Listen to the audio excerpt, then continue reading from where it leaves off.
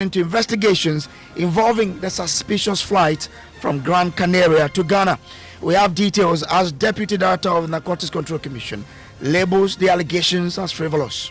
And your intelligence didn't tell you that, or you didn't inform you that as a ranking member, relate to the intelligence organization to pick it up and then investigate.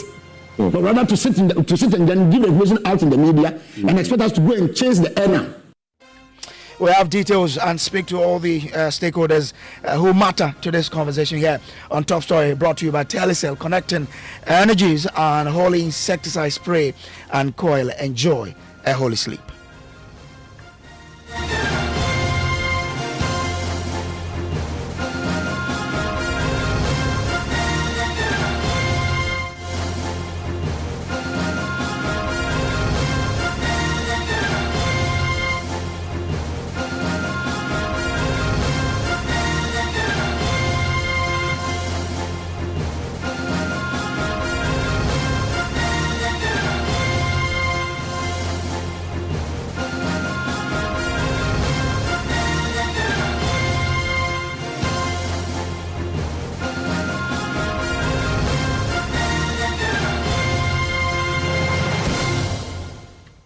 Well, tonight, the minority in Parliament have deepened their resolve to get to the bottom of the allegations of drug trafficking.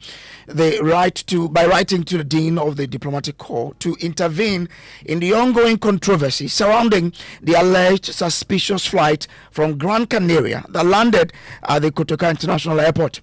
In a statement issued today and signed by the ranking member on the Foreign Affairs Committee, Samuel Abujinapo, the minority appealed to the diplomatic community to support Ghanaian authorities in investigating the alleged landing of two airmed flights and a Kavok air cargo flight that reportedly transported suspected illicit drugs and money into the country. My colleague James Aveji joins me in studio with details. Aveji, what are their concerns?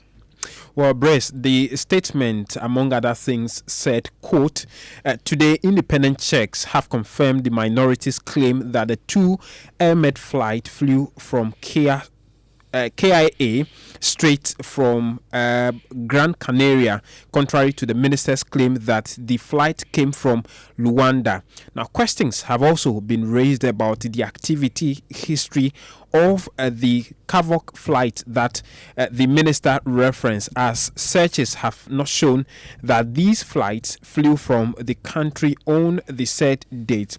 These and many more questions call for thorough investigations to unravel the mystery behind the movement of these flights. Ghana is part of several international treaties and conventions which impose an obligation on us to fight transnational organized crimes such as illicit drug trade and money laundering. These include the Single Convention on Narcotic Drugs, 1961, as amended by the 1972 Protocol, and the Convention of Psychotropic Substances, 1971, the UN Convention Against Illicit Traffic in Narcotic Drugs and Psychotropic Substances in 1988. So, together with the UN Convention Against Transnational Organized Crime 2000 are some of the regulations the minority is quoting to back that claim, which says that contrary to what the minister told us, what they are finding out is that there are more to this than we've been told. Now, they are making some proposals as well. What are they? 5 key proposals. One is for the government to share the diplomatic community to share intelligence on the aircraft and flight involved with Ghanaian security authorities. 2 is to facilitate collaboration between foreign and Ghanaian security agencies in ongoing and future investigations. And 3, to assist the Ghanaian state, particularly Parliament, in safeguarding the country's reputation from becoming a drug transit point. The 4th call is an urging the government to establish a commission of inquiry under Article 278 of the Constitution to probe the matter fully and impartially. Finally, is for to show keen interest in the independence of Parliament and the safety of the whistleblowers, such as Honourable John Kojo and other members of Parliament involved in the oversight effort. And so Those are the 5 key calls the minority is making to both the diplomatic community as well as the government of Ghana, specifically to the government of Ghana, is to get to the bottom of this fully and with no partiality in hand. Okay, grateful to you, James Aviji there. Now, Deputy Director General of the Narcotics Control Commission, Alexander Chimberima, says there's no need to bring in the international community. He's been speaking among several issues on the AM show earlier today. Let's assume that all that you are saying is true, and you have this information. You didn't even need the media in the first place. As a ranking member, you know whom to contact. You know whom to liaise with. You would have just called either the National Security Coordinator or even the Interior Minister who is your colleague. Because he oversees all these agencies. And then give him the information and then ensure that the right actions are taken. Was that any breach in protocol? No, but you are talking about security matters. Assuming this thing is true and maybe the thing was even delivered, because now you cannot even tell whether it was delivered or it was taken away. You cannot tell us which is which. But let's even take the first option, that maybe they were delivering. People who were taking these things, certain things need to be showed first to be able to trace them and get them arrested. Once you expose it, they also get alert. Sweetie Abachi will be coming in shortly, but just a quick one. You've spoken about the Antonov flight. How about the Ahmed, the other one? I know of this. You don't know of this? I know of this. As I've shown you the actual aircraft that I took. But he gave you the flight numbers, right? No. You see, the way he is talking, if I were him, you should go beyond what he is saying. I have given you further evidence here, which is undoubted. If you look at what I showed you and what Felix showed to the entire country, it's the same. The same aircraft. Mr. Chimberima, so you're saying that you checked this aircraft, took this 20-something seconds 24 video, seconds video, yeah. Weeks before Reverend Ntimfojo came out with that. He came out, I think, last week, right? Yes. Is that right? Last week? Yes. Yeah. It was so as part of your mandate, you do control and enforcement, which is why I wanted to specify that it is within your purview to do that. So when he came out with this presser, alleging that this is a conduit to either take cocaine in or bring it in, take it out or bring it in, why didn't your outfit respond and say, we have indeed conducted a search and we didn't find anything? Why do you let it go on and spiral into a national issue where we have international communities saying that we should take it seriously? If you had these pieces of evidence, as you're saying, why did you wait this long? Okay, so you see, since the flight upon it being checked, there was nothing positive on it, but everything was negative. There's no need to communicate anything. No, there's no need to communicate the anything. Reverend pointed his point that he's saying is baseless. You see, I don't want to be very hard on him. He's baseless. He's baseless person that I have been a police officer before, and I'm a lawyer. You don't just come out and start putting things out there without substantiating everything that you are saying. You said that everything.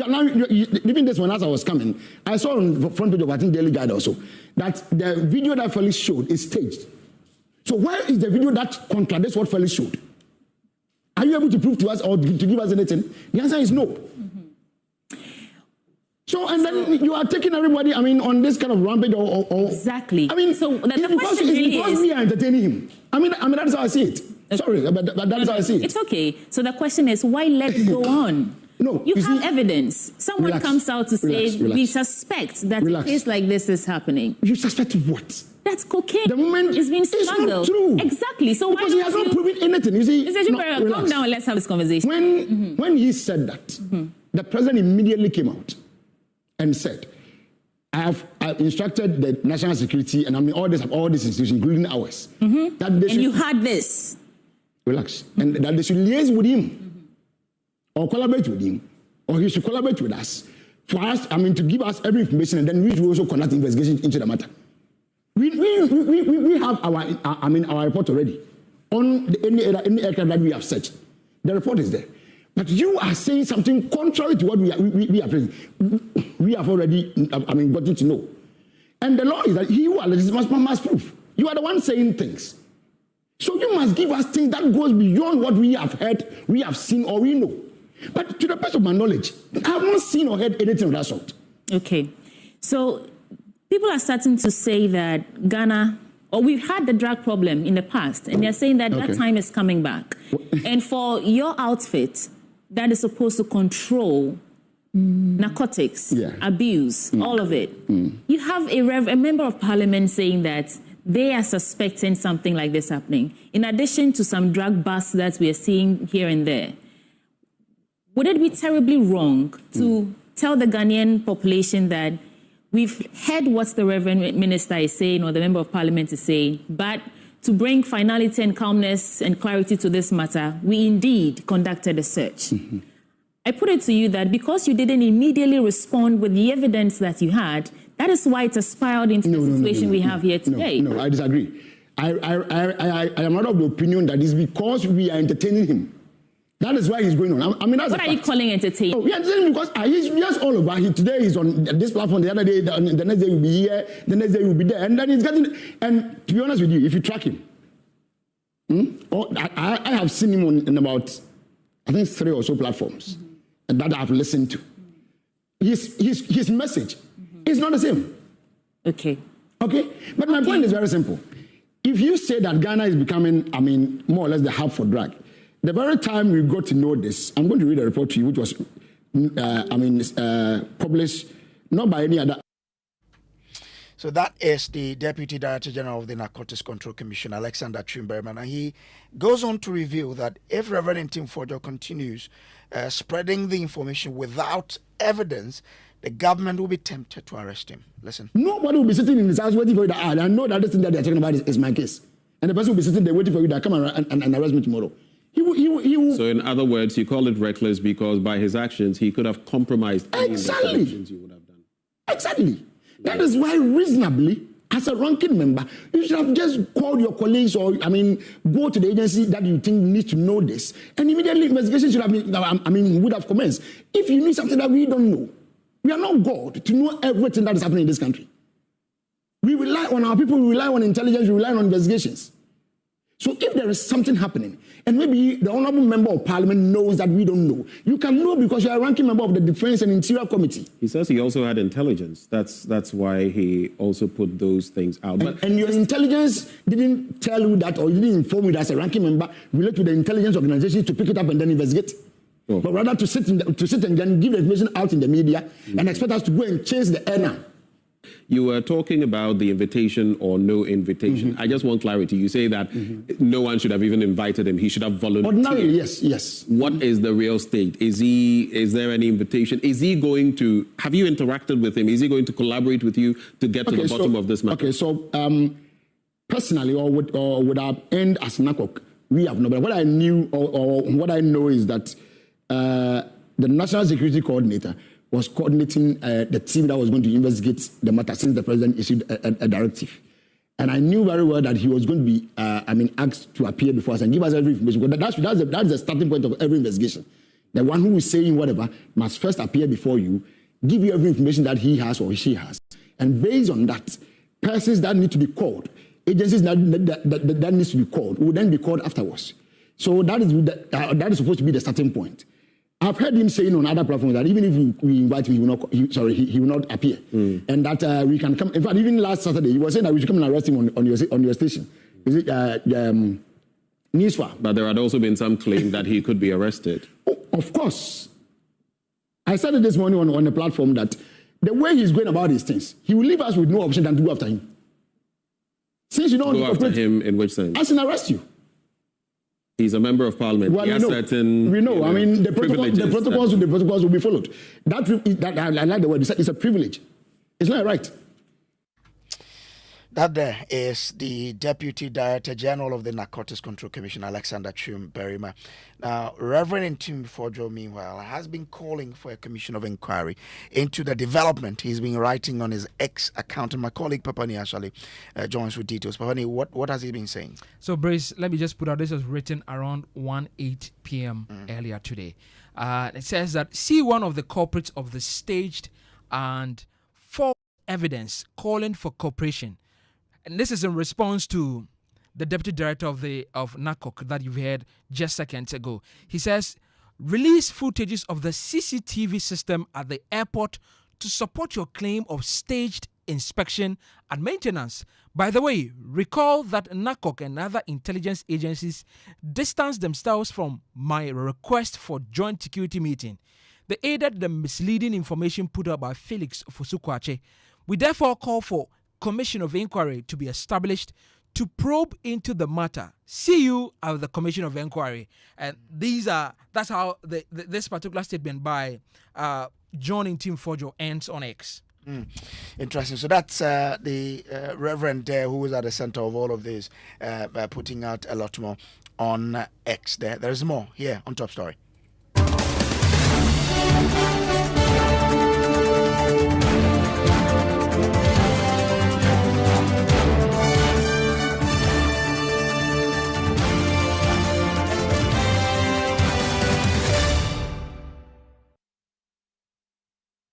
All right, so this Stop Story brought to you by Telecel, connecting energies, holy insecticide spray and coil. Enjoy a holy sleep. Let's get into this particular matter and bring in Haruna Mohammed, who is Deputy General Secretary of the MPP. Because we're bringing him because the Reverend Tim Kojo is a member of the party. They have interest as well. Yesterday, we were being told that it was a matter that the party considered a priority. Haruna, the point of the government is that if you have any information to back your allegations, make them available. Why aren't you comparing the Reverend Tim Kojo to make those evidence available to help in investigations?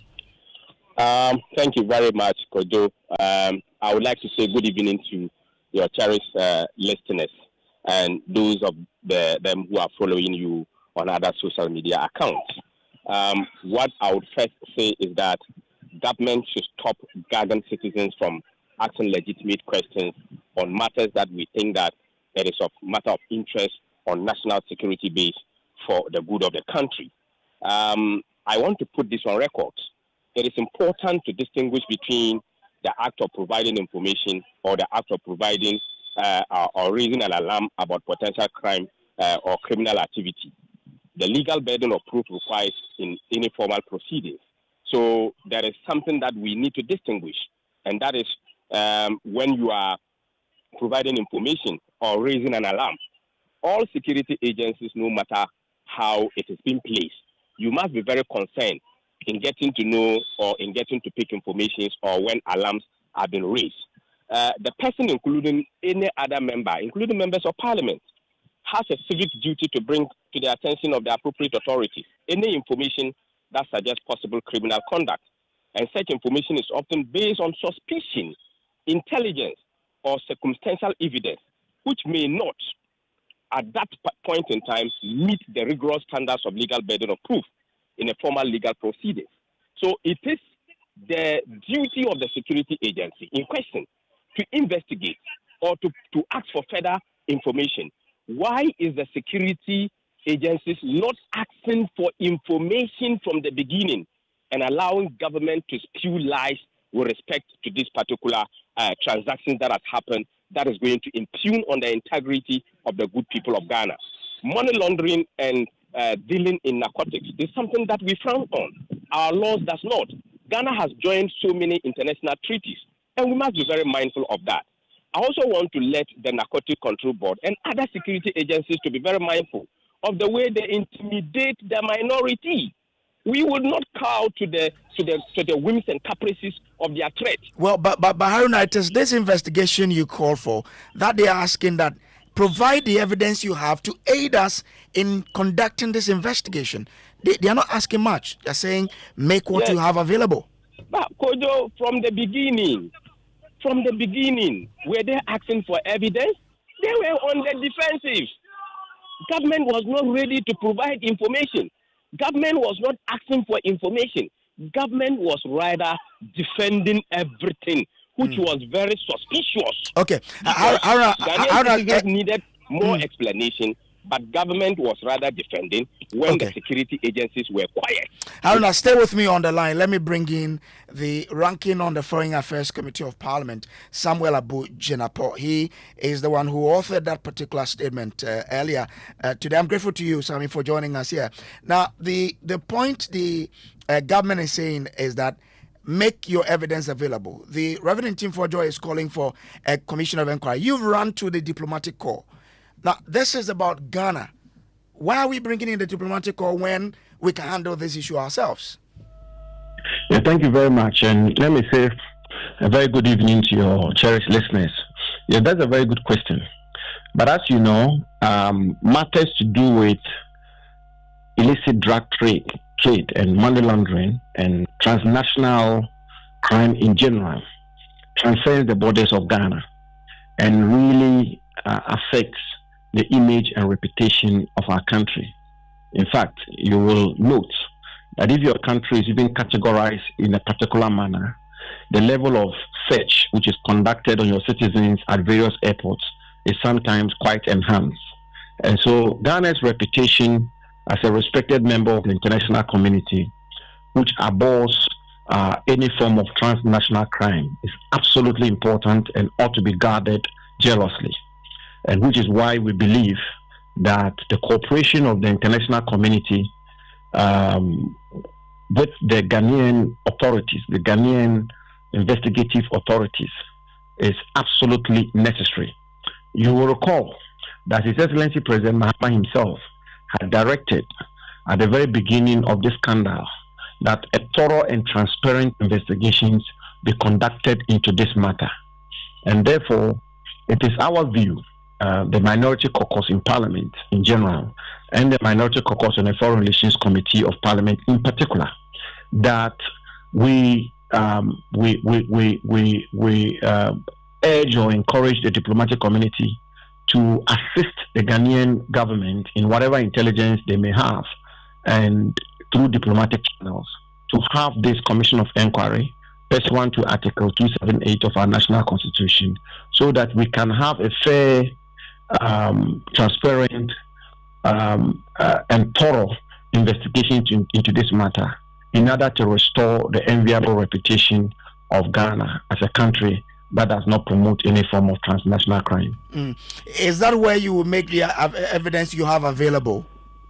No. We're not asking the diplomatic community to investigate. We're asking them to cooperate with the Ghanaian investigative authorities. No, I was even referring to your call for a commission of inquiry. The government says we need you to furnish us with the evidence you have, and I'm asking, is that at the commission of inquiry that you will make the evidence you have available to the state? Not only will any evidence available to any member of parliament or the caucus be made available as such a commission of inquiry, but I believe that the commission of inquiry will be in a better position to interrogate all the systems at the airport, follow through with the procedures that were adhered to, the chain of events, the circumstances of this matter, what happened and did not happen, whatever evidence may be available, and therefore be able to come to the firm, definitive, conclusive conclusion that this is what happened, this is not happened, and thereby restore the image of Ghana as a respected member of the international community. What are the timelines within which you want this commission of inquiry to be instituted? Well, I'm sure these matters will be determined by the president, not the minority. But that we should have some form of investigation, I think that is absolutely non-negotiable. It's very important for the image of our country. If that does not happen, what does the minority intend doing? Well, I think it will not rest with me alone, and I don't think it rests with the minority alone as well. I think it's a matter that should concern all of Ghana, because the reputation and standing of our country has a bearing on all of us Ghanaians. And so the media should be interested in this, civil society should be interested in this, religious organizations should be interested in this, just as the minority, and even more importantly, the government should be interested in this. You've heard the Deputy Director General of the Narcotics Control Commission. He says if Reverend Tim Kojo does not provide evidence and keeps spreading the allegation, government cannot do anything but to arrest him. What's the response of the minority to this? Government will do what? Well, can't do anything but to arrest him because you are peddling information without evidence, and that's to Reverend Tim Kojo. That's what they're saying, and I want the response of the minority to this, that if he does not provide evidence and keeps spreading the information, they can't but to arrest him. Well, I think it's important that we all appreciate that Ghana is a democratic state, and if we build a country that is anchored on the rule of law, we do so for all of us. When you are not in government or when you do not have the levers of law enforcement, you'll be protected under the law, and it should be rule of law and not rule of men. Secondly, I'm struggling to understand how a member of parliament who is discharging his oversight duties will be arrested just for raising issues. And, whatever Reverend team is put out may end up to be founded. It may end up to be not so hard intelligence or actionable intelligence. But we can only come to that conclusion when investigations are conducted. And that is what we are calling for. All right. I don't know why Reverend Tim will be arrested. How will a whistleblower now become a victim or now become a suspect? Okay. I don't know to what extent how you can stretch the law to now turn a member of parliament, the ranking member for defense and security, who is exercising his mandate and exercising his responsibility as a ranking member for defense and security, who has oversight over the government and who has raised an issue, who should be ordinarily construed as a whistleblower, and who the state investigative authorities will have to work with to ascertain the veracity or otherwise of the intelligence he has in his hands or the evidence he has in his hands, now turn to become a suspect or an accused person or somebody who's arrested. That is a bit strange. Okay, all right. I'm grateful to you for joining us here. Thank you, sir. Is ranking on the Foreign Affairs Committee, but Haruna Mohammed is still with us on the line. Haruna, we knew that you were the party was having a meeting yesterday to discuss this particular matter. What was the resolution from this meeting? The meeting has continued today. My boss has been very strategical in that particular meeting. The conclusions of that particular meeting will be made public through a resolution that the minority, together with the leadership of the party, will make public. But we are very much concerned that if there is going to be any arrest at all, Honorable Felix Kwachi should be the person to be arrested, because he's the one that is peddling falsehood, who lack information and is reporting things that are not accurate. Were you in this meeting yourself? No, I wasn't in that meeting, but I went to the meeting grounds, and my boss had assigned me to another assignment of national interest to the New Patriotic Party. Okay. But what I thought is the evidence the government is looking at for. So first and foremost, it tells you that the government did not have evidence with regards to what Reverend Ntimfojua was talking about, and the government was hasty enough to come out and peddle falsehood. Because if the government is asking for evidence now, on what basis did the government respond to Reverend Ntimfojua? Again, you ask yourself, did the two aircraft come to Ghana or not? They came. The Airmed flight N823AM and the Kavok Air Antonov AN12B, they came. We also know that the 350 million cocaine bust in Cape Coast happened. We also know that the 150 million cocaine teaser in Sekendi Takrade, which belongs to one of their parliamentary candidates, also happen. That's an allegation we have not been able to prove, right? Yes, it's an alleged information, but it did happen. Okay, I'm grateful. This is something that is before the security agencies. Aaron, I'm grateful to you. Dr. Victor Docker is a security expert. Doc, what should have happened in this particular matter? I think I missed your earlier question. If you can ask it again, please. I'm asking what should have happened in this matter, the security institution, after receiving this allegation that there's been some transit of drugs in Ghana, arrest of, some people have been arrested with cocaine. 2 flights have come here. We don't know what they're doing. What should have happened, briefly?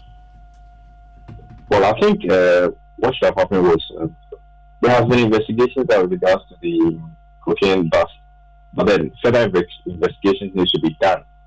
If not, then to ascertain how we go to know of the drugs, mainly, and who are those behind this trade.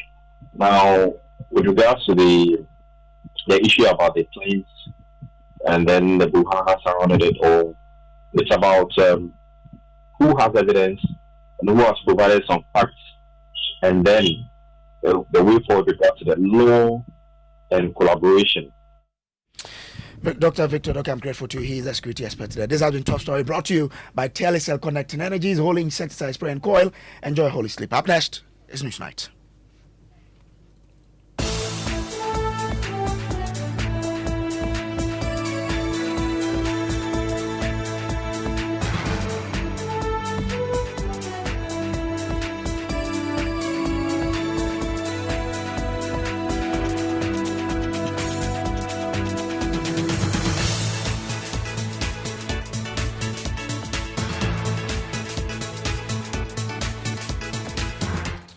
On Newsnight tonight, minority in parliament accuses government of downplaying potential economic damage of Trump's 10% tariff on imports from Ghana.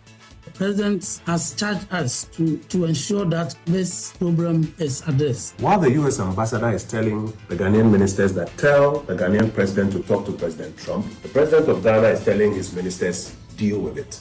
Folks, this is a matter that needs to be taken more seriously than it's being taken now. We'll tell you the government's strategy going forward as Virginia Palmer attacks the government of Ghana to raise the issue at a higher level.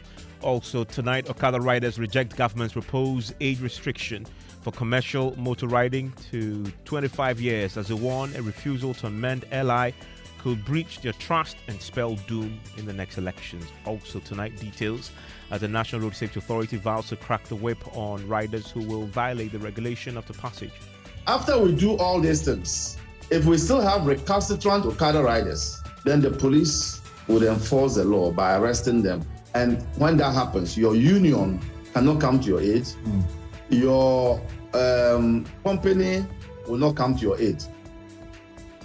Also tonight, Lands Minister Emmanuel Kofi-Boa pledges sweeping reforms to Lands Commission to restore public confidence as it rips into the institution's corrupt image. The people of Ghana, this is their view of the Lands Commission. You know, they think that the Lands Commission is one of the most corrupt places in Ghana. We got the response from the Lands Commissioner in business. Finance Minister Dr. Atuforson announces no government contract to be approved without commencement authorization form from the ministry. And in sports Minister Kofi Adams vows to get to the bottom of the death of a Nigerian boxer as he inaugurates 7-member committee of inquiry to investigate the tragic death. Also in the bulletin later, we'll take you to Siru Basic School in the Wa West District where pupils and teachers risk snake and scorpion bites just to learn.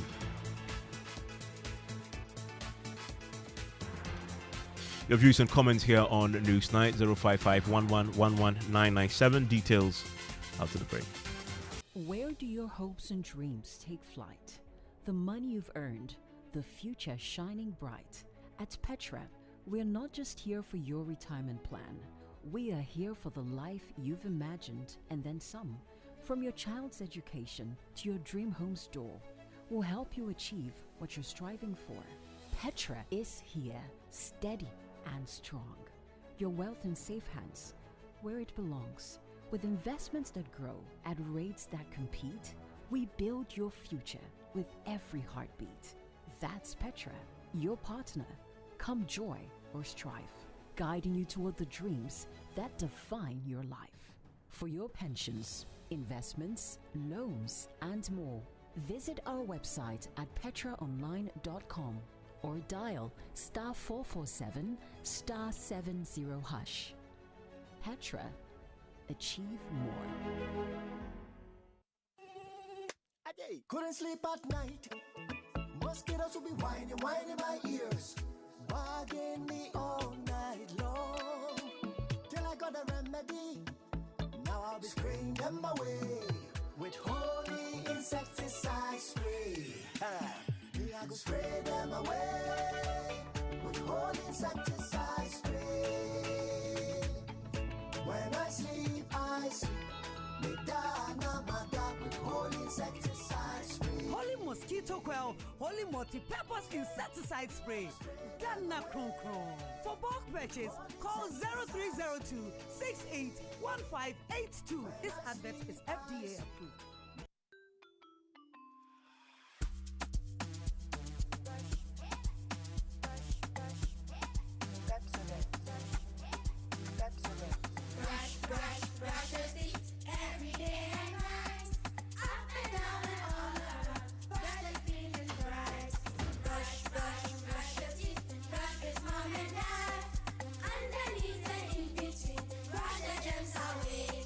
Pepsodent, cavity protection.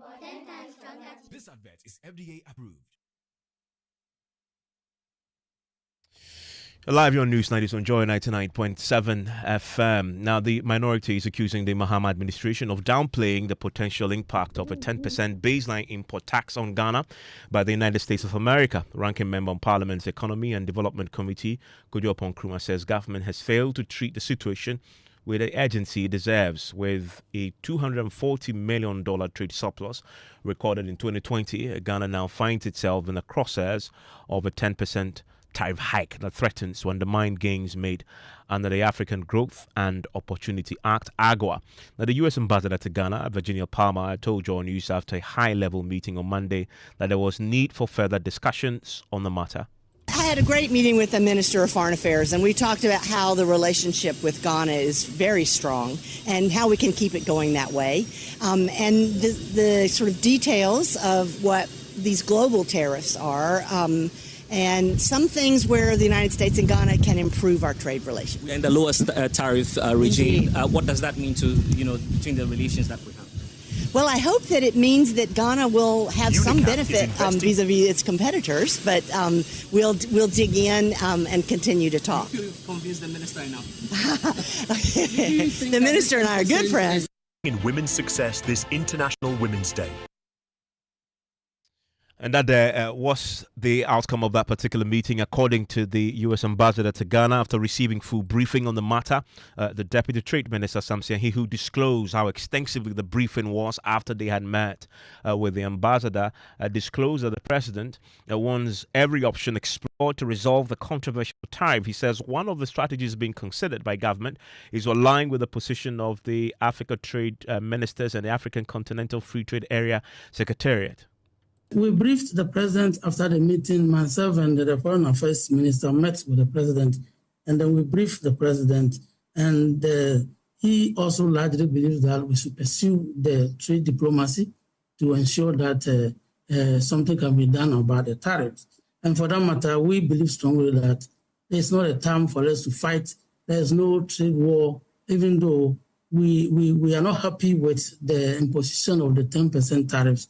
But we think that we should adopt more friendly, diplomatic way in trying to resolve the matter. But judging from the outcomes of the meeting, I want to assure the business sector and the business community that the government will pursue whatever we have to do to ensure that this matter is resolved so that we can continue to export onto the U.S. market and continue to end the foreign exchange that helps our economy. And very quickly, you can confirm that the president, that we can expect the president to get involved himself at the presidential level. Is the president going to be involved directly in this conversation to Trump directly?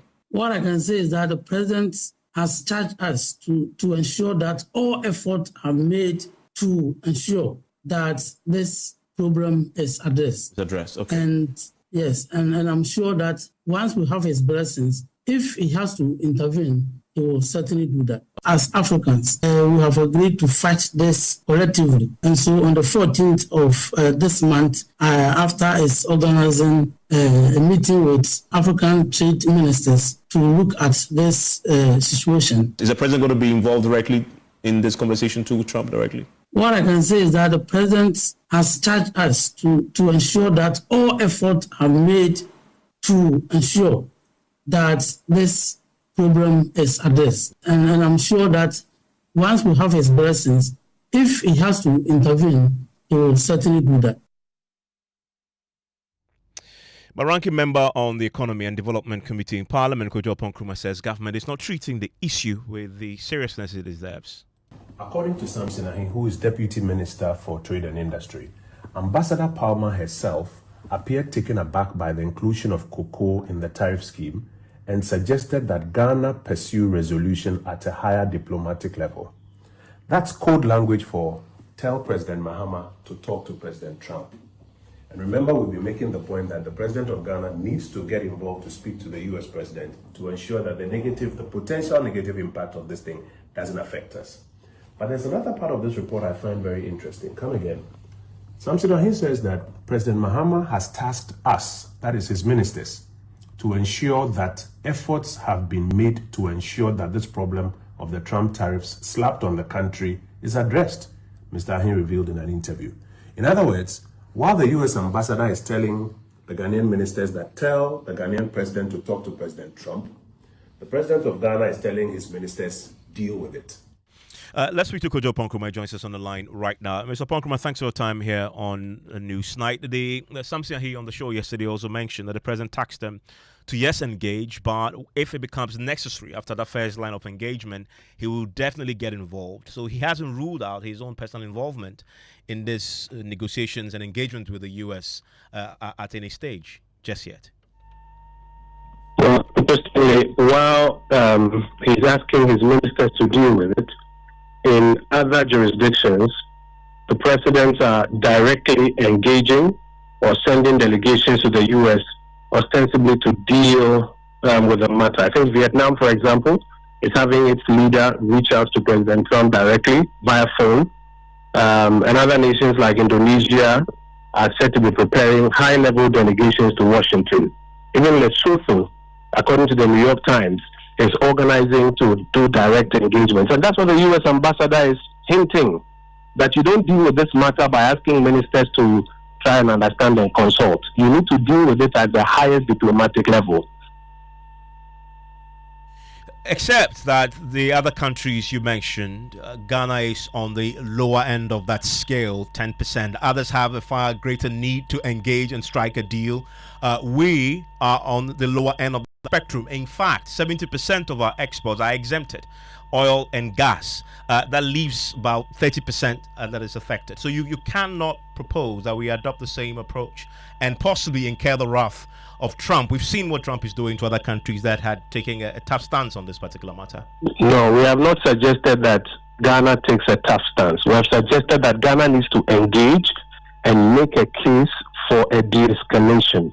Remember that these countries that we are talking about are not necessarily under IMF programs. They don't necessarily have the kind of economic challenges that we are having. And so even for them who are not in as precarious a situation as we are, they are making efforts to engage directly so that announced tariffs can be reduced or waived, because they can see that even they who are in a better position than us, if it's not waived or reduced, it will have a dire consequence on their economy.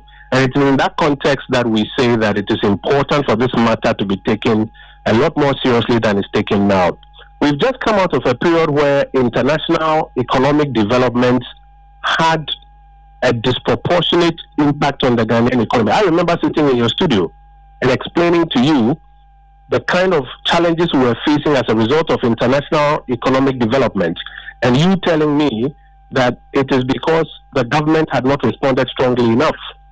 The governor of the central bank has just warned the government that if this is not taken seriously, it could have dire consequences on the economy.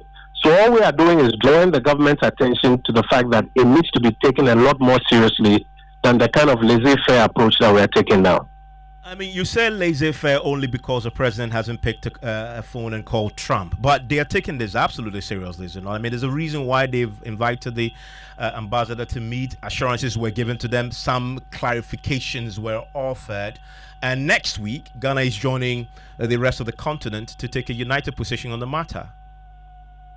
You would expect that by now, some of the nation's top economists and trade economists will be invited by the president to offer him advice so that himself and his economic management team can take a certain position that they are taking into these discussions that they are even doing.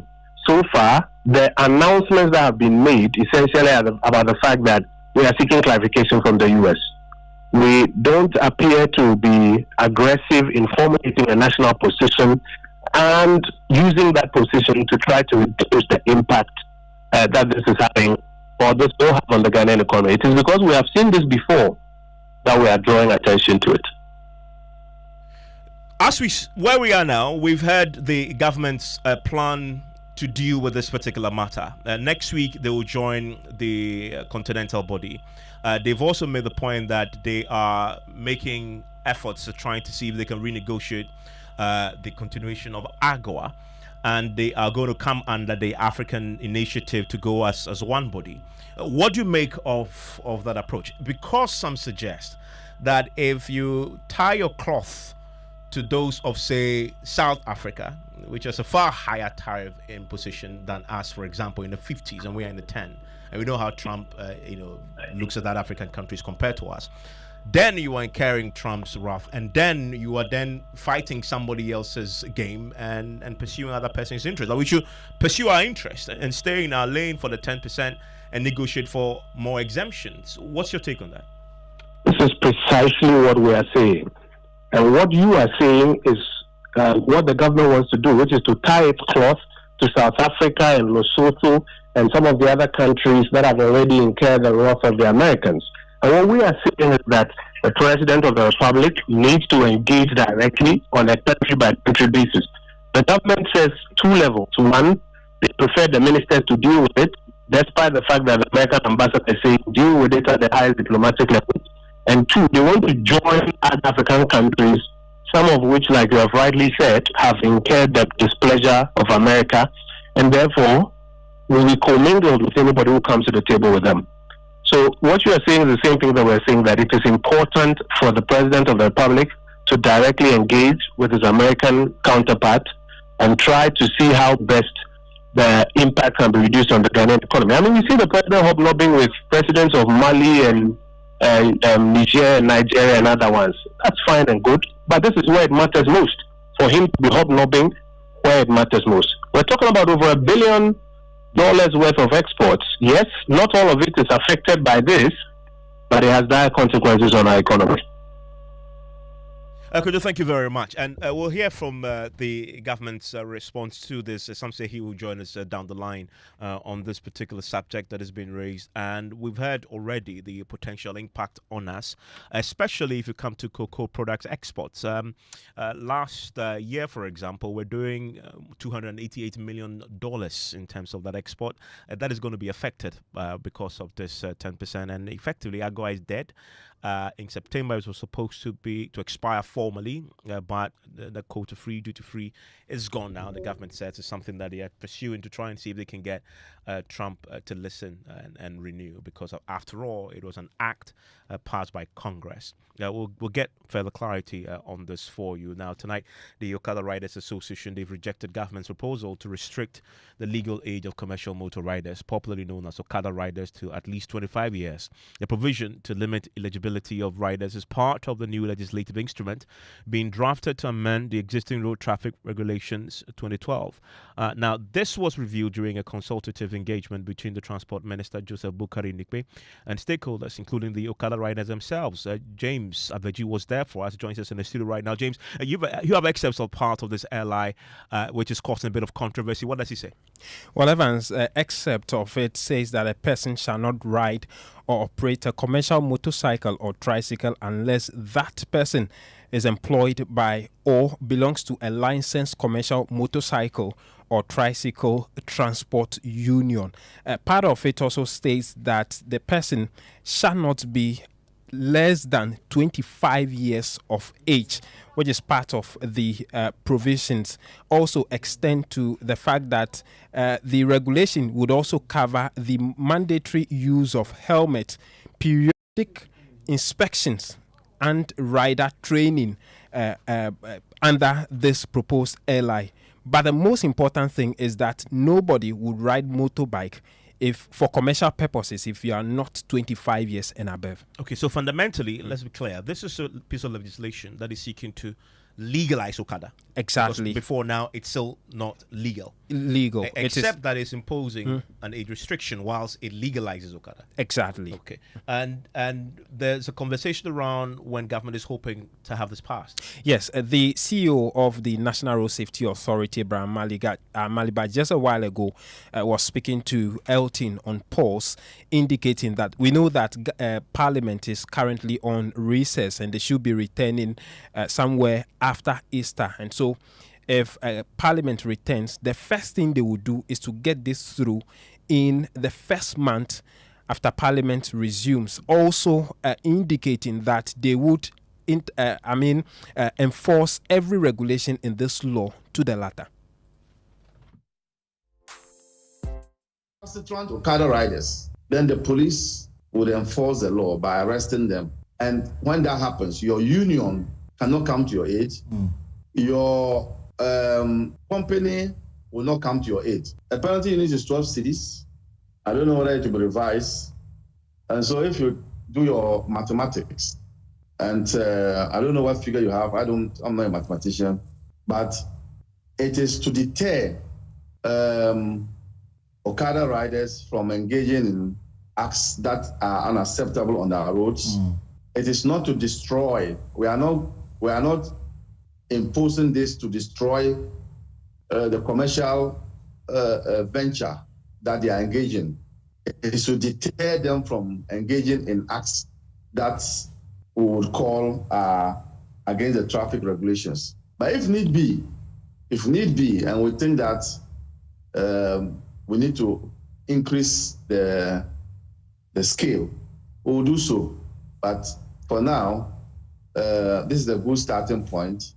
Let's move on and see what the outcome will look like. All right. And are you certain that this move, this legalization, will take place before the end of the year?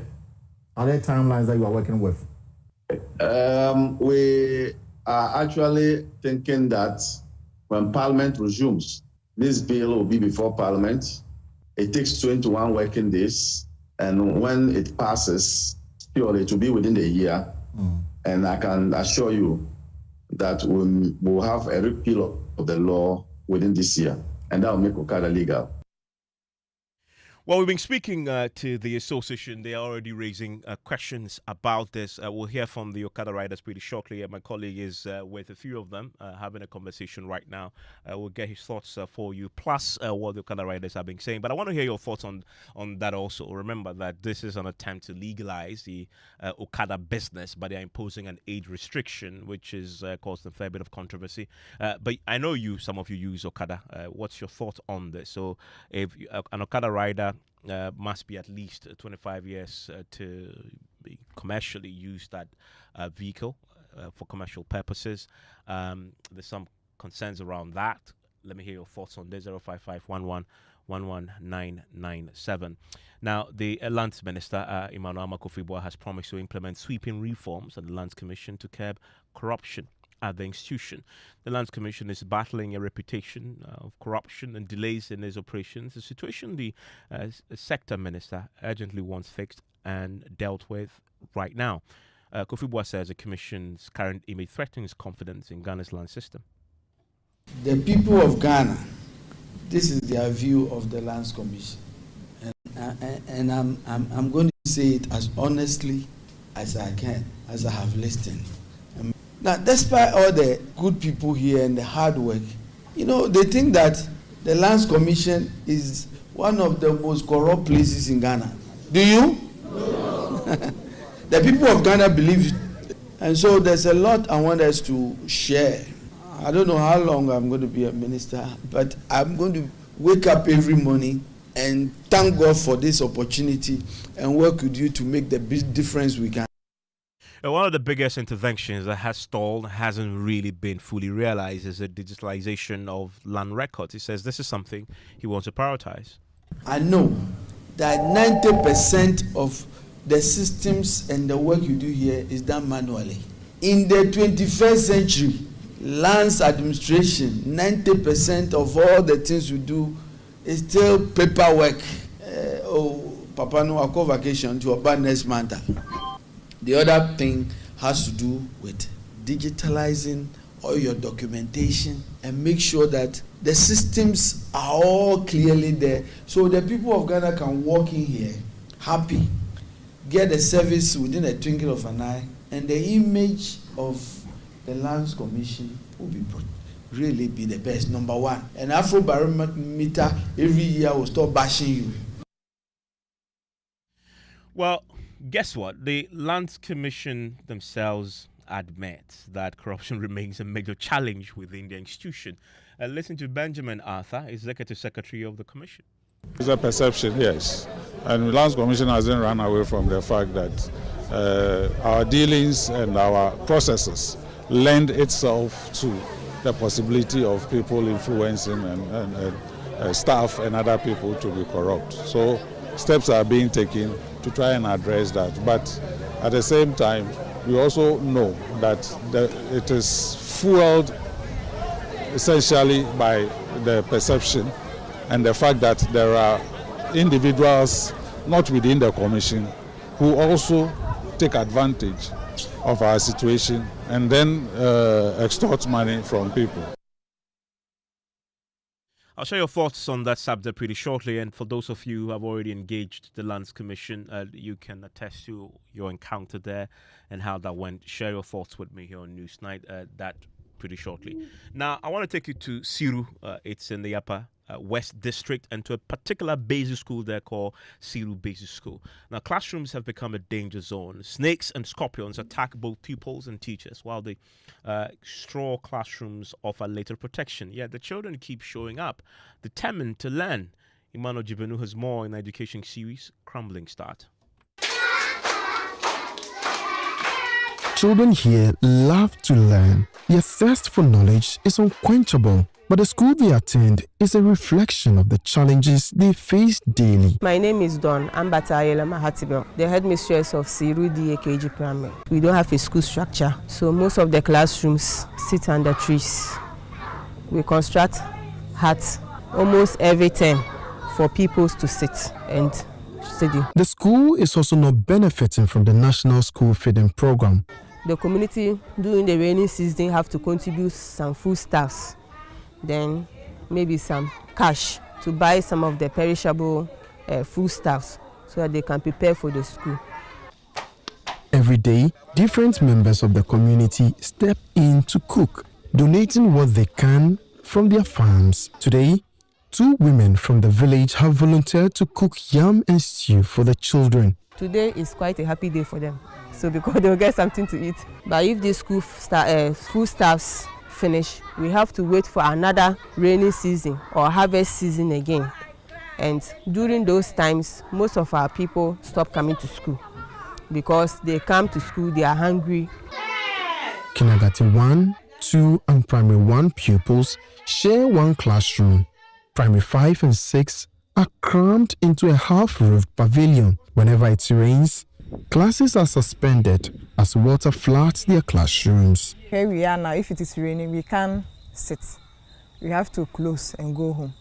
So if, assuming it's rain like for 3 days, we have to be in the house for 3 days. We can't come to school because of the building. We don't have any. The classrooms, built with straws and rudimentary materials, have become a haven for reptiles. Snakes, scorpions, and other creatures share space with the pupils, making every day a gamble with nature. The environment is not child-friendly, to be frank. Every now and then, teachers and pupils are chased out of the class by snakes. We have an incident, a snake have to chase a teacher in the class out there from the mango tree. Then even the main class, a snake have to chase myself and my people. It fell right from the ceiling, and it has been happening often. It is just God. We are trying to fix our structure. So all of the size it's one of the sticks. So I just had this thing. So when I checked, it was a scorpion. But as we are sitting down, we sit small time, we look around. So as we are sitting like this, but we are not comfortable. Despite the constant threats, the teachers and pupils persist. Their resilience is rooted in the love for learning. But even the most passionate desire to study cannot overcome such dire conditions. They love school. They love school. Schooling days, you see them, they come in a group. That's what alone gives me joy. I feel I'm making an impact. If your impact is not positive, you wouldn't see any child here. Siru Basic School needs the attention and support of a wider community, the government, donors, and citizens alike. They're also part of Ghana, and they also need a structure to live on. As we are here, it's a rainy season. As they are sitting down, they are feeling cold.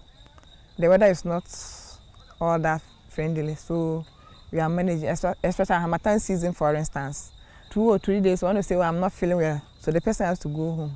Or when they come to class like this, last week, for instance, one was vomiting because of the weather. Challenges are just sometimes out of hand, but we manage what we have. Siru Basic School's cry for help is not just a call for infrastructure. It is a call for the future of Ghana's children. The time to act is now. Emmanuel Jivenu, Joy News. Let's see if we can get West District, Upper West Region. Let's see if we can get some action from the Member of Parliament for the area. Joins us on the phone line right now. Peter Lanchini Tobu is the Member of Parliament for Wild West. Mr. Tobu, thanks for your time here on Newsnight. You aware of this? Thank you very much, my brother. Good evening to you and good evening to your cherished listeners. Let me first of all congratulate the people of Siro for their dexterity and love for education. The people of Siro form part of a catchment area where their children used to attend school in Kanga, a nearby community, where they have the nursery, primary school, and the junior high school. But as the community grows over time, the people of Siro decided to initiate the creation of a school for their own children. So they started with a nursery. This is a community initiative. It wasn't actually a government-sponsored creation. The community themselves came together and put up a place to deal with nursery. It grew up to the point that we now have class 6. Fortunately for us, government has taken over that school. It has become a government school now.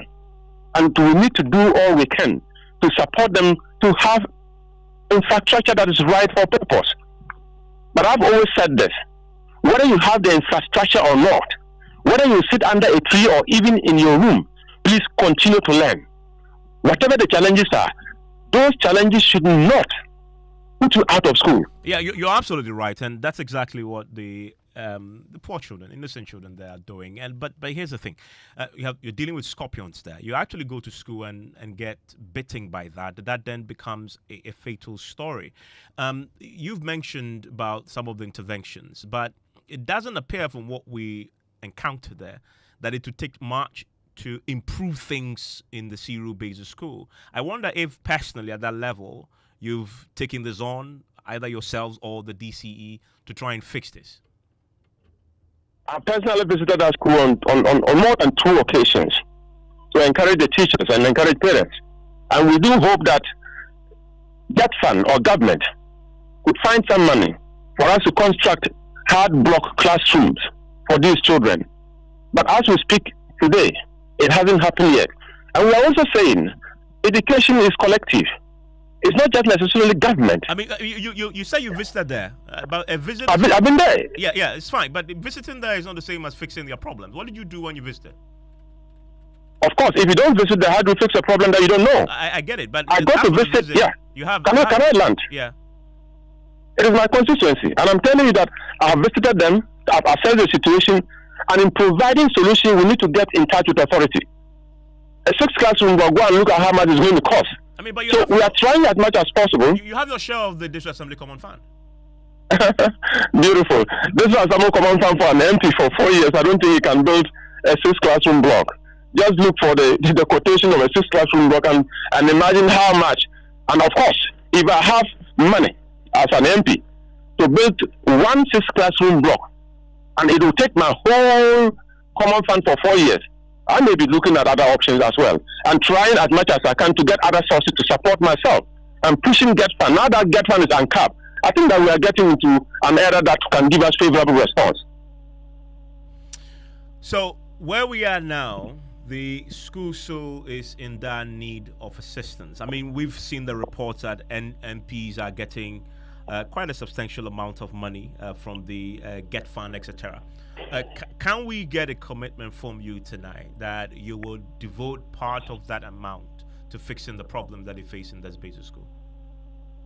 Thank you very much. If I vote the whole amount, I wouldn't be able to do a 6 classroom block. That is the reality on the ground. So when you hear that MPs have gotten 200,000 Ghana cedis as something from Get Fund, 200,000 Ghana cedis cannot build in 1 classroom block. MPs have gotten Common Fund, put that whole thing together, and go and look at the quotation for 6 classroom block as we speak now. And you realize that the MP will have to lobby. The MP will have to do all other things to bring government involved and bring Get Fund administrator involved. But it's all about the MP's fund, and the MP can do very little. Yes, but your party's in power. You can lobby on their behalf. Exactly. You have the DCEs now currently being, finalized. So there's a whole lot you can Exactly. do. What's the commitment? Exactly. At least the Zero school, I can tell you, is in the front burner. And as we confirm our DC, hopefully within the month, he takes office, we'll look at other opportunities available for us to give a befitting status to the people of Zero so that they can be happy that they have a school. It is in the front burner. We'll look at it. Thank you very much. And that there is Mensah Tobu, who is the MP for the area in question. You can find the full piece on many social media platforms. George Afe is here. George, I know you were not in Saito. I mean, I know you went to a private school, so you may not have any appreciation of the Zero-based school in the States. I was in a Saito, very similar to this one. We didn't have a classroom roof on top of our heads, but it was good to be in that school. Don't go anywhere far. You know where I live around East Legon there. Go to the Labaoleshi. Now we've seen some, improvement or some construction there, but it used to be very bad in the past. And you don't even need to go outside the crowd to experience the state of these primary schools and government my schools in this thing. And Labaoleshi is in East Legon. And you should look at the structures there. Yeah. So it appears we haven't done much when it comes to improving the state of infrastructure for our basic schools in the country. The truth about this is it won't cost much. To fix one school at a time, but what do you have in the headline? Well, Evans, coming up in business, Finance Minister Dr. Atuforsen announces no government contract to be approved without commencement authorization from the ministry, warning any breach would attract serious sanctions. And Bank of Ghana to sanction financial institutions over failure to disclose all fees and charges to borrowers and even force refunds in some cases. The business news on Newsnight is brought to you by MTN Business. Welcome to the new world of business. Kingdom Books and Stationery, your number one stop shop for all your offers, essentials, Sinter's tanks, and Pepsodent Herbal and Charcoal. The other day, I visited Kweku at his spunky new office to congratulate him on opening his business. And man, was I impressed. The business is just moving quick. The sales, customers, everything is just working seamlessly. The secret? He said, it's MTN Business Broadband. In this fast-paced environment, we need fast and reliable internet to support all business types. No laggy online meetings, great download and upload speeds, impeccable business management systems, all inclusive. I mean, you can have it all. Sharp! I signed on immediately. To enable your business stay ahead and stay connected, make sure you're signed on to the best internet made just for businesses. MTN Business Broadband. Sign up today on broadband.mtn.com.gh and manage your account on my MTN app. Call 0244 308 111 for more information. We are good together everywhere you go.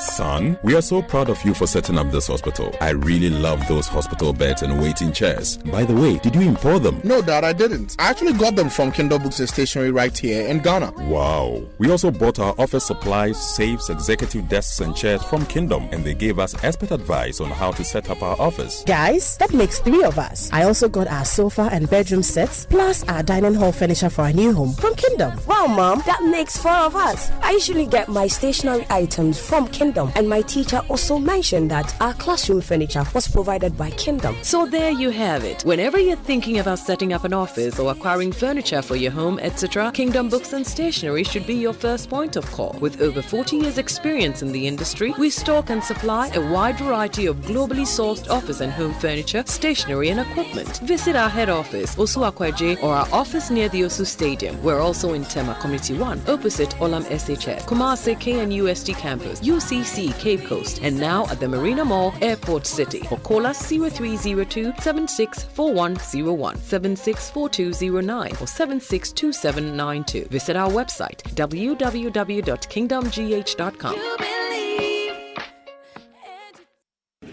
Businesses know how important it is to create a productive and supportive working environment by investing in employees' health. With a leading international track record, Apex Health Insurance is licensed to provide medical insurance services to corporate organizations and SMEs. We also have international LH Blue cover and TPAs to cushion you. Multinational companies, factories, and government agencies, focus on your business while Apex Insurance takes care of your health. Visit Apex Health Insurance office at Zion House, Boundary Road, Shiashi, Kumase opposite Prempeh College, Sofo Line, and Takrady Market Circle. For further inquiries, call 0501 562 962 or 0501 552 495. Apex Health, your preferred health insurer.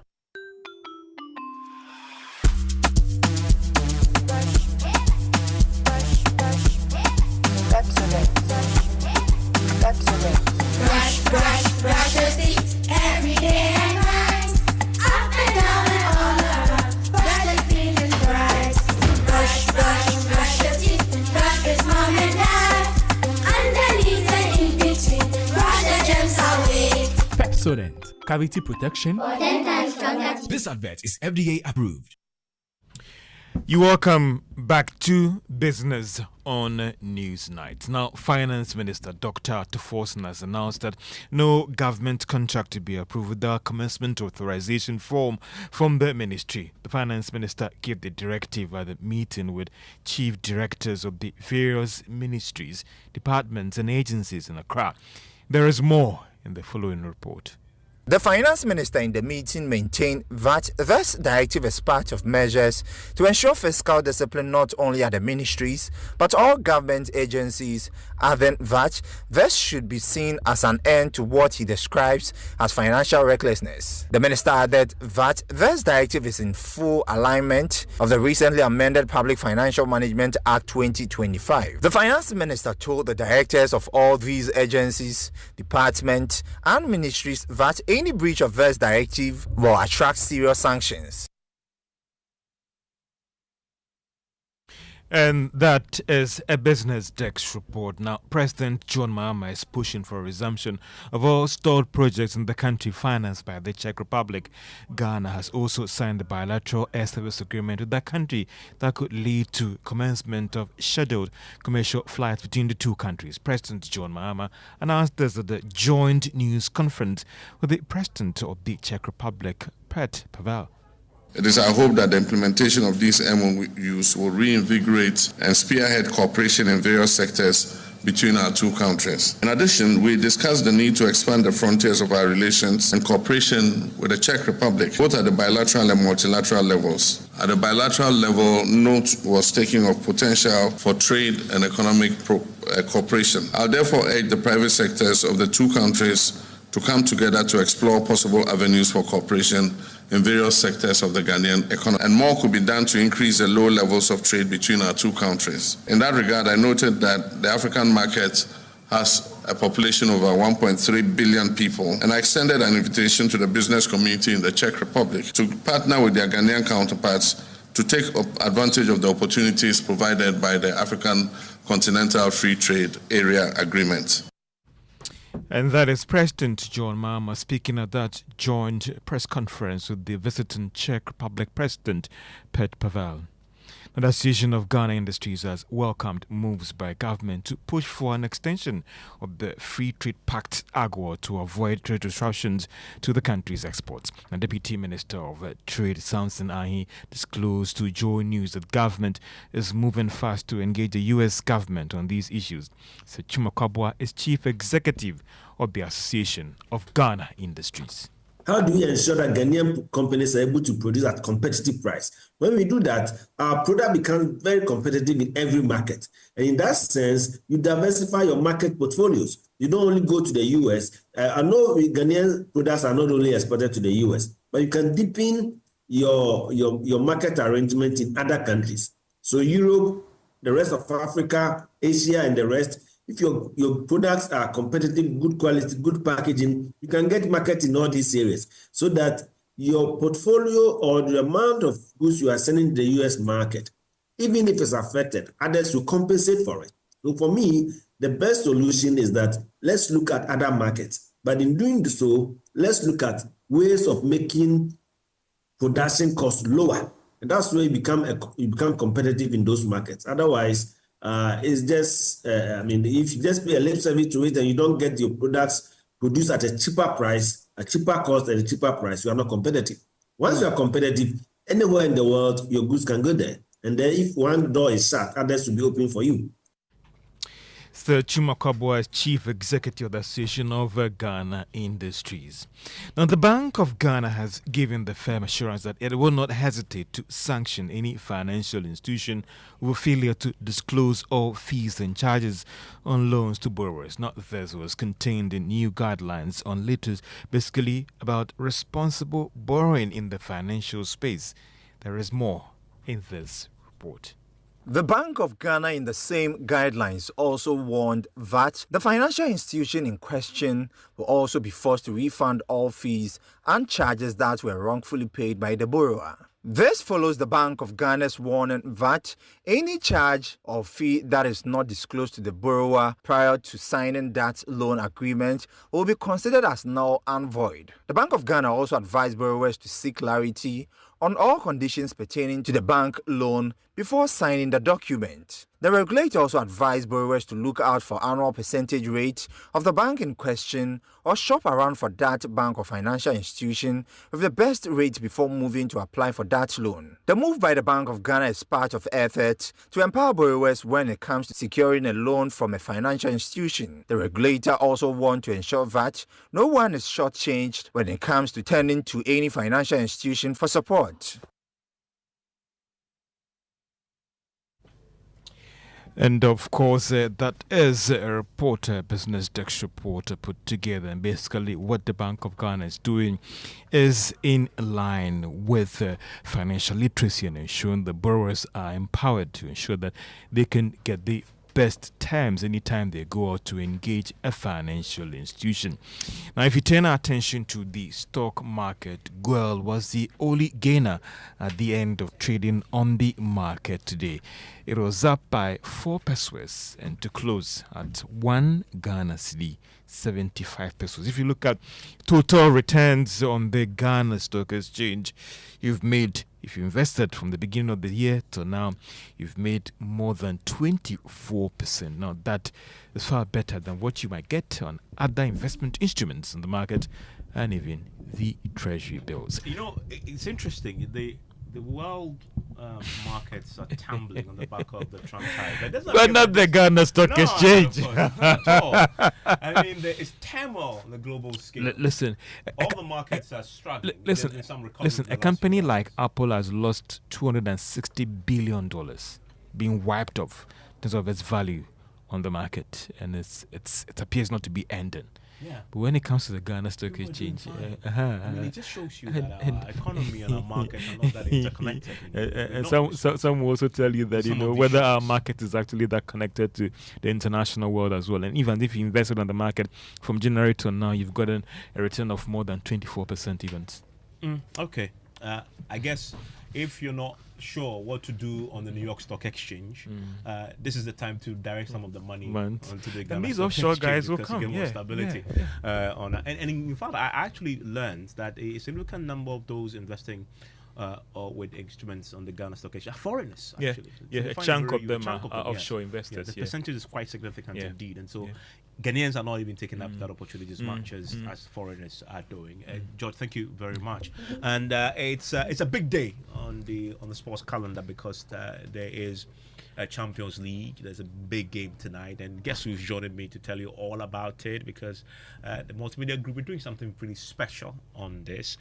Hello, Ms. Bao. Yeah, events. Well, it's the Hit FM Rep Your Jersey event that we're launching today at the car park of Hit FM, just in front of the multimedia office there. And already fans have thronged to the event, to the venue, ahead of the big game between Real Madrid and Arsenal. It's the first time both sides are meeting since 2006 when they met in the Champions League. So it's a big game. It's the first leg of the quarterfinal game. And if you're in and around Kokomlemle, you can come to the car park of Joy FM, Hit FM, and you see the fans already standing. Some also sitting as we launch the Hit FM Rep Your Jersey and also bring you live commentary of the game. Also, we're all watching it there, so you can make your way there. Not just Arsenal versus Real Madrid, but also Inter Milan and Bayern Munich. That game is happening, of course, at the home of Bayern Munich, and waiting to see how both sides will fare in the first leg of their respective quarterfinal fixtures. But earlier today, also the Ministry of Sports and Recreation, led by the Sector Minister Kofi Adams, inaugurated a 7-member committee of inquiry to investigate the tragic death of Nigerian boxer Gabriel Oluwasehun. The Nigerian collapsed during a bout at the Bokum Boxing Arena in Accra on March 29 and was later pronounced dead at the Kolebu Teaching Hospital. Well, the minister has charged them to, within 21 days, produce a report on the circumstances that led to the death of the fan. Well, my colleague Daniel Krante will be giving commentary on that game on Hit FM, and he joins us on phone now for quick update on what's happening at the scene. Daniel. Hi, yeah, Daniel. What can you report? How's on the event? No commentaries at 7 p.m. What can you report ahead of the launch of the Hit FM replies? Yeah, the live game between Arsenal and Real Madrid is at 7 p.m. That's about 10 minutes time. The 255 Hit FM radio jersey has just been officially launched. So it's on the 31st of May. At the Aviation Social Center, it will be happening live in the Europa Champions League final. We're obviously yet to know who will be playing in that final, but it's happening live on the 31st of May this year. The Hit FM has been officially launched. We are not looking forward to that between Arsenal and Real Madrid. And the first leg of the Europa Champions League quarter final at the MS Stadium. Arsenal are hoping to perform a miracle and knock out European club royalty Real Madrid, defending champions as it stands. Real Madrid are still trying to make it back to back. We are the only team since the rerun of the Champions League for consecutive trophies, and we are looking to again. They will have to go past Arsenal over 2 legs. That is this week, tonight, and then next week, second leg in Anniversary. We are supposed to make the semi-final. So it's a very interesting time that awaits us in just about 5 minutes time. And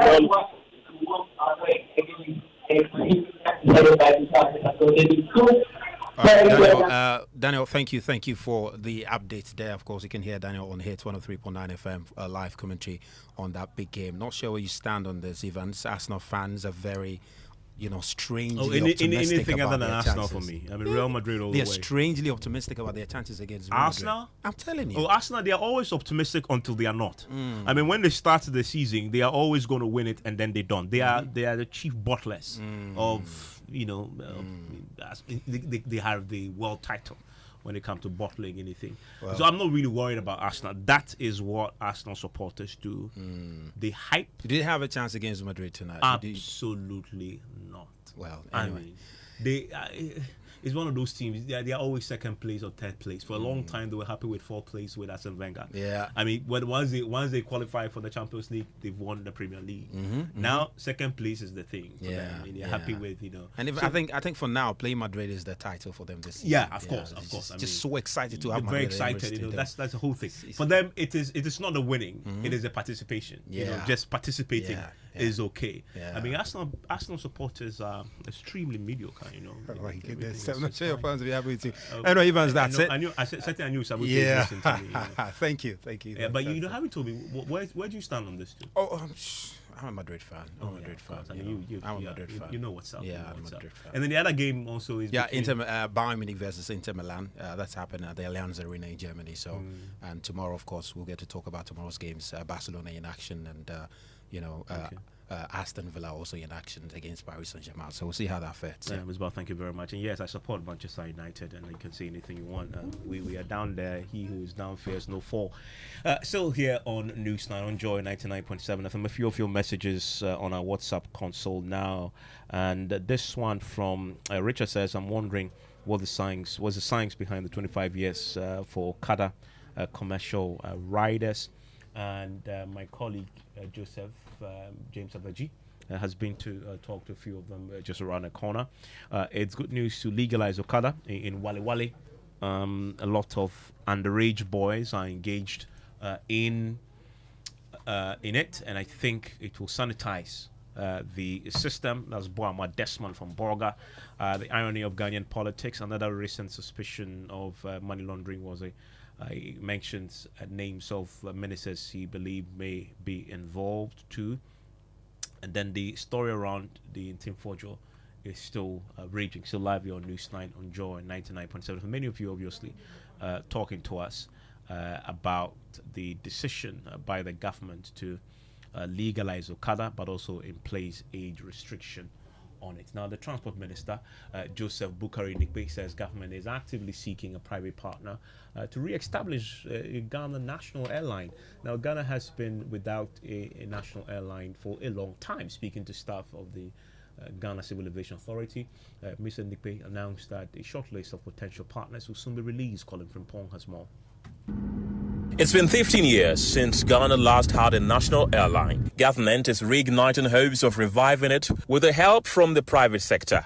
Past efforts, including deals with aviation giants like Boeing and Egypt Air, never took off despite signing memoranda of understanding and public declarations. President John Mahama has announced a renewed push to get a national carrier back in the skies. The last attempt by the previous administration to re-establish a national airline has failed. We will reopen a transparent process that will receive expressions of interest to invite competent established partners to work with us to establish a national airline. We believe that an efficient national carrier can help reduce fares on routes where external carriers are currently enjoying a monopoly. Spanish-based World Aviation Group has already expressed interest in partnering with Ghana, but Transport Minister Joseph Bukari says the country cannot fund this dream alone, citing current economic challenges. We have received a lot of proposals. You are aware that we inherited an economy that is challenged. On our own, we cannot establish a national airline. And so we're looking for partnership. And in that, you don't rush to take partners. You take time, do a search over them, and know who they are and their capacities to deliver or to partner with you to be able to bring in a national carrier that will actually fly our flag for a very long time and in comfort. So we're working on the proposal that is submitted. Very soon, we'll shortlist a few of them. Ghana International Airlines ceased operations in 2010 after sinking into debt and legal trouble. Today, government is betting on partnership, not public spending, to restore the Black Star to the skies. Collins from Pons Report, read to you. I mean, let's stay with transportation and that controversial decision by government to legalize Okada but impose a 25-year age restriction on those who want to use motorbikes for commercial purposes.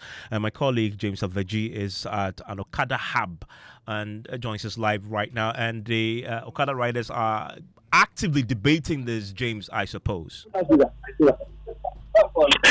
Yes, Evans. It has been a discussion between them at Circle here, one of the motor stations, and I would like you to hear briefly from one of them who thinks that this will be a bad idea.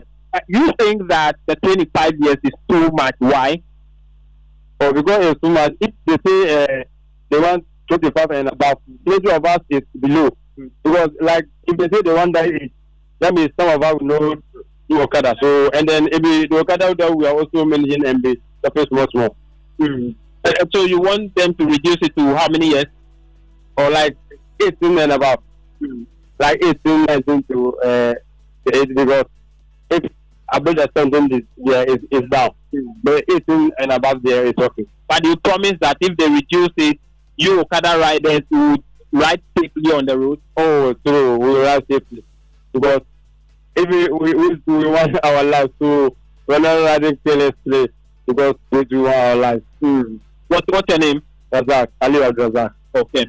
Evan, so that's just one of them who have the position that government to reduce the age restriction to at least 18 years to allow for more of the youth who are using this as a business to get involved in this. Okay, thank you very much, James, there at one of the Okada hubs. And just joining me right now for a conversation on Gig Squad is Peps. Have you been on Okada before?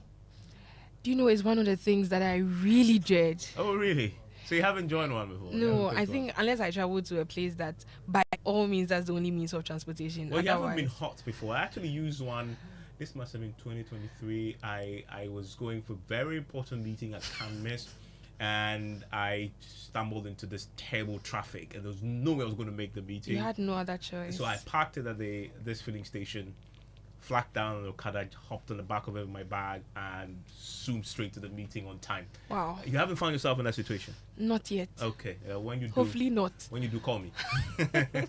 What are you talking about? Talking about Okada now, we are looking at work in general. Just think about the fact that you get to use ChatGPT, right? So some 3, 4, 5 years time, some jobs are going to be replaced. No. We want to talk about it and get our listeners ready for the future, because we have the report already that has come from the World Economic Forum, and there are certain jobs that are just declining as the years go by. Newsreaders. AI is reading the news now. Let's put the script in, add the sounds, read for you, come and play it here. You don't need newsreaders, except you're doing news night, because now you have to ask questions. You see. But if you're reading our bulletins, you have to do. But that is a very important very conversation. very important. Yeah. Very important conversation indeed. Anyway, stick and stay.